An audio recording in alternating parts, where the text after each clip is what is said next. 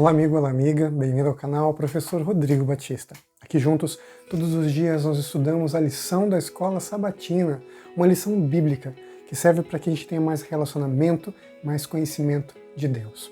Como é que a gente pode confiar em Deus? Como é que a gente pode desenvolver a nossa fé? Através da palavra dele, estudando, permitindo que ele fale ao nosso coração. E hoje então é terça-feira, dia 10 de junho, e o nosso tema de estudo de hoje é Boaz, o resgatador. Ontem a gente falou um pouquinho sobre isso. Boaz sendo o resgatador, o redentor, um símbolo de Cristo. E eu quero aplicar essa lição para a gente hoje. Quando a gente vê o livro de Ruth e começa a ler essa história, nós vemos que Boaz se apaixonou muito pela nossa querida Ruth. Ele ficou encantado por ela, pela nobreza de caráter dela, pela pessoa que ela era, uma mulher trabalhadora, honesta, correta, que estava lá honrando a sua sogra. Então ele deu um jeito de conseguir casar com ela. Só que para se casar com ela, ele tinha que passar por uma situação que era um pouquinho complicada. Existia um outro homem que tinha direito a se casar com ela. Isso, dentro de uma perspectiva profética, a gente pode aplicar. A gente pode pensar da seguinte forma: Jesus é o nosso resgatador. Jesus quer nos salvar, quer se casar com a gente, nós somos a igreja de Cristo. É isso que a palavra de Deus diz. Só que existe um outro alguém que se acha no direito de comandar as nossas vidas, de nos tomar para si. E esse outro é o inimigo de Deus. E é isso que eu quero abordar com você hoje. Satanás, ele acha que é o nosso dono, em todos os sentidos. Mas Deus, ele vem nos dar a salvação, o resgate. Ele paga o preço pelos nossos pecados. Eu quero que você leia comigo nesse momento o livro de Jó, no capítulo 1. Lá tem um pouquinho da história desse mundo e de como o inimigo de Deus, ele acha que tem a prerrogativa de ser o dono de todas as coisas, incluindo a gente. Vamos então ao livro de Jó, a palavra de Deus em Jó, no capítulo 1, versos 6 até o verso 11. E diz assim a palavra do Senhor. Num dia em que os filhos de Deus vieram apresentar-se perante o Senhor, veio também Satanás entre eles. Nesse primeiro verso, verso 6, nos dias que os filhos de Deus, os representantes de Deus, se apresentaram diante do Senhor e o inimigo se apresentou diante deles. Ele veio como um representante entre os filhos de Deus. Mas representante de quê? Continua o texto bíblico, verso 7. Então perguntou o Senhor a Satanás: de onde vens? Satanás respondeu ao Senhor e disse: de rodear e passear pela terra, rodear a terra e passar por ela. Aqui ele está dizendo o seguinte: olha, eu sou o representante desse mundo, eu sou o representante da terra, eu vim por rodear o que é meu, de passear pelo que é meu. Vejam a arrogância dele por ter tomado esse planeta de Adão e Eva e agora se achar o representante do nosso mundo. E continua o texto bíblico. Perguntou ainda o Senhor a Satanás: observaste o meu servo Jó? Porque ninguém é na terra semelhante a ele, homem íntegro e reto, temente a Deus e que se desvia do mal. Nesse momento em que o inimigo de Deus tem acesso ao céu como representante, segundo ele, do nosso mundo, Jesus faz uma coisa bem interessante. Diz para Satanás o seguinte: olha, você acha que é o dono do mundo? Você acha que é o rei das nações? Pois bem, tem um homem na terra que não te obedece. Um homem na terra que teme a Deus, que guarda os mandamentos de Deus, que segue ao Senhor. Você, Satanás, não é o dono do mundo. Isso deixou o inimigo de Deus muito chateado. E olha o que diz o texto bíblico. Então respondeu Satanás ao Senhor: porventura, debalde, teme a Deus Jó? Jó teme a Deus debalde, à toa?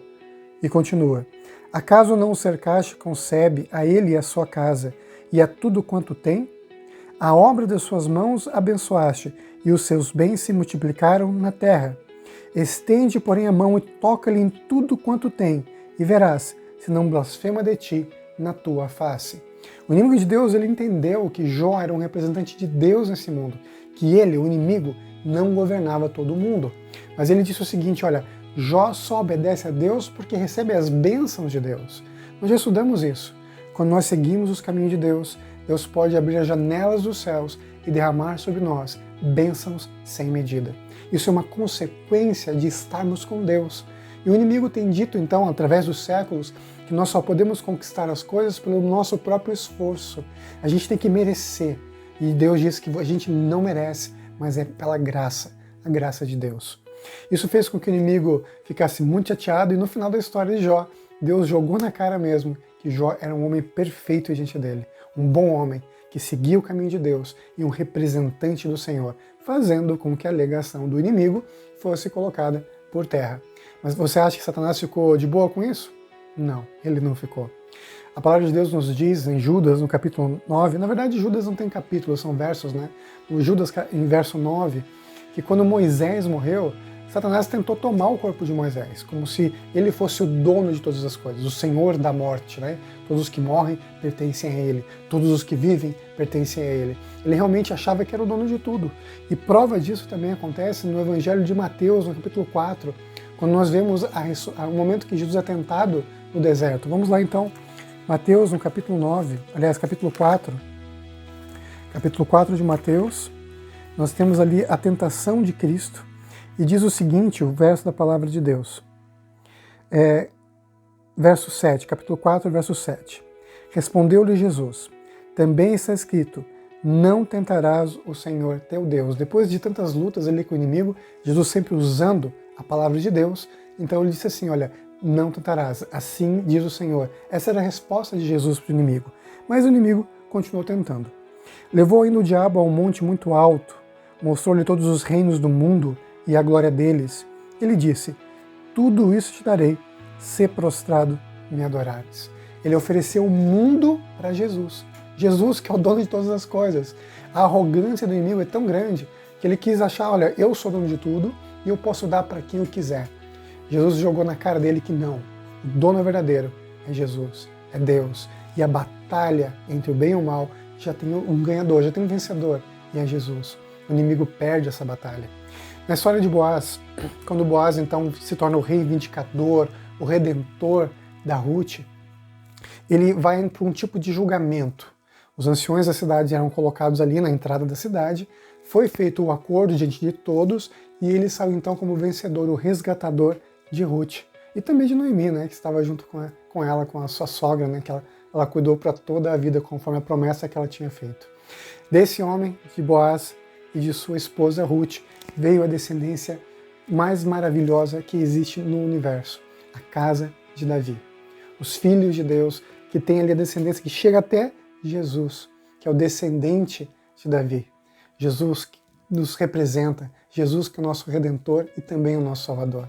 Isso implica num cenário de juízo. Eu quero ler com você também mais um texto bíblico só para a gente terminar o nosso estudo de hoje. Nós vamos a Daniel, no capítulo 7. Daniel, capítulo 7, verso 22. Diz assim a palavra do Senhor. Até que veio o ancião de dias e fez justiça aos santos do Altíssimo, e veio o tempo em que os santos possuirão o reino. Assim como Boaz venceu a disputa, assim como Jesus venceu todas as disputas contra o inimigo de Deus, nós também temos a promessa que no final Deus nos fará justiça, Deus nos abençoará, Deus nos protegerá. Uma vez eu vi um filme chamado Conde de Monte Cristo, é baseado num livro, né? É um livro muito difícil, com muitas histórias para ser adaptado para um filme, mas eu gostei do filme que eu assisti. É com Vin Diesel, aquele rapaz que fez Paixão de Cristo.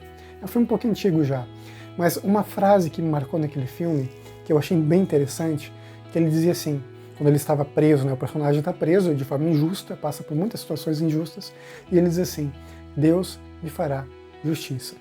Na história ele acaba perdendo um pouco a fé, depois ele acaba restaurando essa fé, mas isso é muito importante para todos nós.